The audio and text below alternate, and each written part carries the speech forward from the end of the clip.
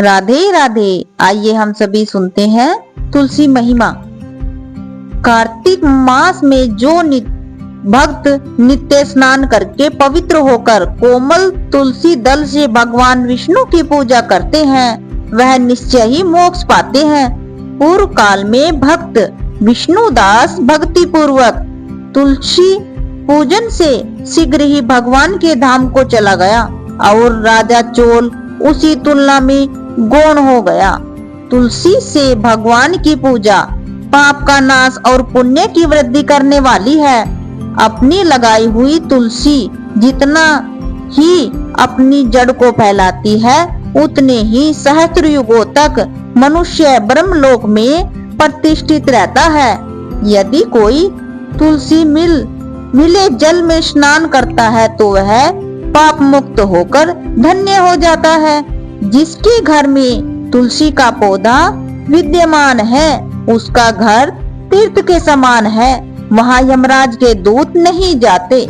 जो मनुष्य तुलसी कंठ युक्त संयुक्त गंध धारण करता है कोई पाप उसके शरीर का स्पर्श नहीं करते। जहाँ तुलसी वन की छाया हो वहीं पर पितरों की तृप्ति के लिए श्राद्ध करना चाहिए। जिसके कान में मुख में और मस्तक पर तुलसी के पत्ते की छाया दिखाई देती है तो उस पर प्रेत की छाया नहीं पड़ सकती। आदि काल में हरिमेघा और सुमेघा नामक दो ब्राह्मण थे। वह जाते जाते किसी दुर्गम वन में परिश्रम से व्याकुल हो गए। वहां उन्होंने एक स्थान पर तुलसी दल देखा।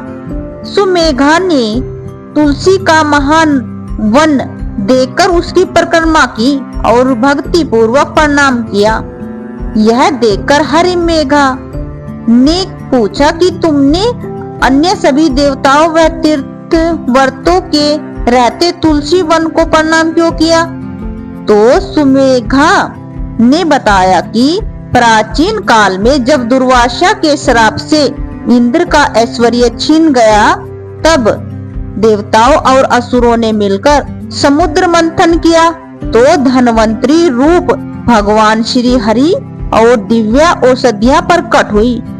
उन दिव्य औषधियों में मंडलाकार तुलसी उत्पन्न हुई जिसे ब्रह्मा आदि देवताओं ने हरि को समर्पित किया और भगवान ने उसे ग्रहण कर लिया।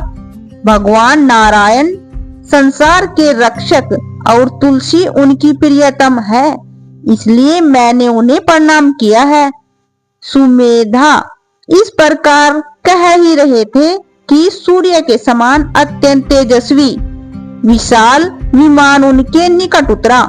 उन दोनों के समक्ष ही वहां एक बरगद का वृक्ष भी खड़ा था जो गिर पड़ा और उसमें से दो दिव्य पुरुष प्रकट हुए। उन दोनों ने हरिमेघा और सुमेघा को प्रणाम किया। तब दोनों ब्राह्मणों ने उनसे पूछा कि आप कौन हैं? तब उनमें से जो बड़ा था वह बोला, मेरा नाम आस्तिक है। एक दिन मैं नंदन वन में क्रीड़ा करने गया था तो देवांगनाओं ने मेरे साथ इच्छा अनुसार विहार किया। उस समय उन युवतियों के हार के मोती टूटकर तपस्या करते हुए लोमश ऋषि पर गिर पड़े। यह देखकर मुनि को क्रोध आया। उन्होंने सोचा कि स्त्रियां तो परतंत्र होती हैं, अतः ये उनका अपराध नहीं, दुराचारी आस्तिक ही श्राप के योग्य है। ऐसा सोचकर उन्होंने मुझे श्रापित किया। अरे तू ब्रह्म राक्षस होकर बरगद के पेड़ पर निवास कर। जब मैंने विनती से उन्हें प्रसन्न किया तो उन्होंने श्राप से मुक्ति की विधि सुनिश्चित कर दी कि जब तू किसी ब्राह्मण के मुख से तुलसी दल की महिमा सुनेगा तो तत्काल तुझे उत्तम मोक्ष प्राप्त होगा।